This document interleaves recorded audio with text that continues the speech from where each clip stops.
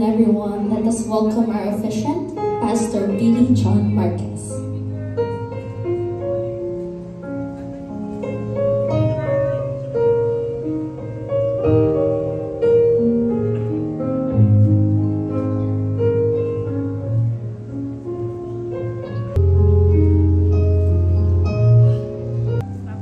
I choose you.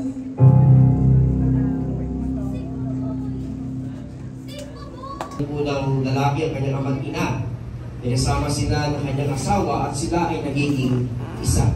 Unang tip ko po sa bawat isa, especially for Tony and Joseph, the first tip is you have to live under the guidance of God's Word. If you want to have a healthy marriage, live under the guidance of the Word of God.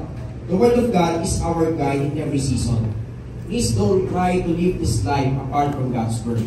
Why? If you do, that is a very, very dangerous part if you neglect the Word of God. You are heading in a dangerous situation.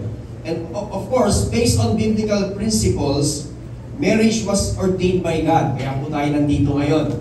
Dahil tayo po we celebrate the union of Joseph and Tony, of course, with family and friends. And some of you are close friends or katrabaho.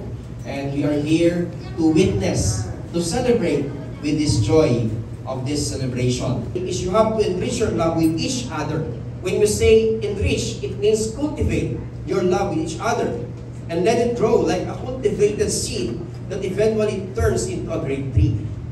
Joseph, you have to show your unconditional love and selfless love to Tony, like what Jesus did for the church. He died for us to show His great love. Ephesians 5 verse 25. Husbands, love your wives just as Christ loved the church and gave Himself up for her. So it is God's command, Joseph, for you to love your wife unconditionally. And ito ay inihatulad ng Panginoon sa pagmamahal ni Kristo sa church. He gave His life. He died for us, for you and for me. Laban mo talaga siya, even if it will cost your life. Kasi nga po, you are no longer two, but you are one flesh. You became one. And for Tony, Ephesians 5 verse 22, wives, submit yourself to your own husbands as you do to the Lord. It is your part, Tony, to submit. Tips for a healthy marriage. Number 1, letter L, live under the guidance of God's Word. Number 2, letter O, overcome all the challenges together. Number 3, letter V, vow for respect and understanding. And number 4, letter E, enrich your love with each other. And we have the word love. I want to thank God for making all of this possible. And to you, my partner, my confidant, and the love of my life, Tony Rose, thank you for being by my side. And of course, for actually showing up to our wedding.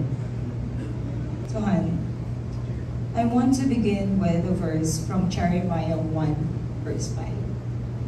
Where God says, before I formed you in the womb, I knew you before you were born. This reminds me that in Him, there are no coincidences. Our lives have been intricately woven since the beginning of time. Before we met, we experienced lessons that made us stronger, bolder, and more resilient. I met you at the lowest point of my life, in a situation that seems inescapable and acceptable. Yet, you chose to stay. We need your prayers and counsel. And I strongly advise the sponsors, Ninong at Ninang, to exercise your responsibilities to help and guide the couple for a successful marriage. Okay, come on, palakpakan po natin ang Panginoon. Lord, provide all their needs and guide them in their decisions. Help them to build a godly family as they walk in accordance of your word and as they trust in you, O God. We thank you, Lord. This is all our prayer in the name of the Father, the Son, and the Holy Spirit. Come on, let's give God a clap of praise. Palakpakan natin ang Panginoon. And for our pastoral declaration, Joseph and Tony, You proclaim in the presence of God and your loved ones your heart's desire to be together through this holy matrimony of marriage. I, Reverend Pastor Billy John Marquez, by the authority vested to me by the Republic of the Philippines, Joseph and Tony, I hereby pronounce you husband and wife. Aman, palakpakan natin ang Panginoon. Pwede ang bakit po kayo sa kanila. Harap po kayo sa audience. Harap po na kayo. Pwede po once again, palakpakan po natin ang mag-asawang ito. Tandaan po natin ang pag-aasawa is a major decision of life. And to enter in this matrimony, you need courage. At kailangan mo ng tapak. Okay? At ang pinakihintay ng lahat, magharap na kayong dalawa, Tony and Joseph. Joseph, you may kiss Tony, your wife.